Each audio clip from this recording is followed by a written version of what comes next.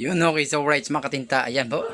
Nakabili ho tayo ng 3 pirasong pusit na kung tawagin ho dito sa amin ay kulambutan. So, ayan po. At inumpisan ko na ho siyang tanggalan ng balat.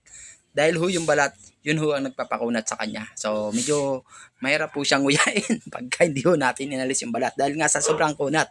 Kaya po, matyaga ho natin siyang tinatanggalan ng balat. At kailangan ho, maalis natin lahat para ho hindi maging makunat kapag ka ho niluto na natin ang ating pusit.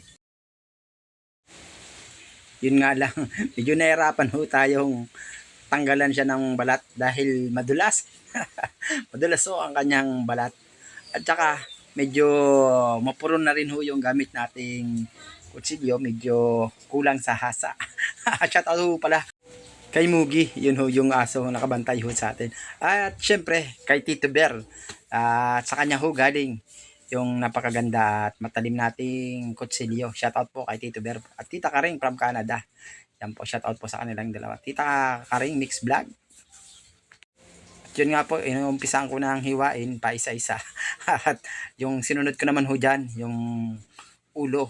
Bali ho yun naman ang tinatanggalan natin ng balat, yung ulo, dahil medyo makunat rin ho yan. At kailangan ho natin tanggalin yung ngipin niya, matigas ho yun.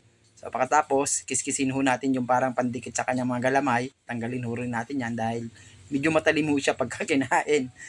Yan ho yung mga pandikit nila sa galamay. So yun po, kailangan nating tanggalin. Alisin natin ho yan pagka magluluto tayo ng ganyan.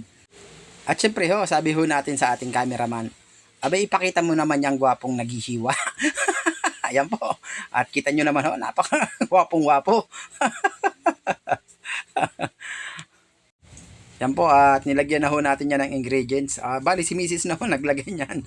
So hindi na ho natin nakuna ng detalye yung paglagay niya ng ano. Hindi na ho natin nakuna ng video.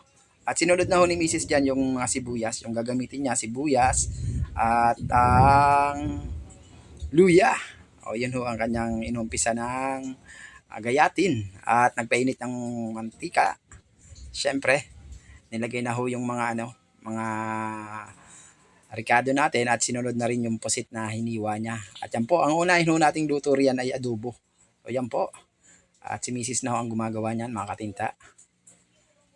So maraming sikrito na nilalagay si Mrs. Hindi na ho natin nakunan. At natapos na ho yung adobo, sinunod na ho natin yung calamares. Si Mrs. pa rin ho ang gumagawa, mga katinta.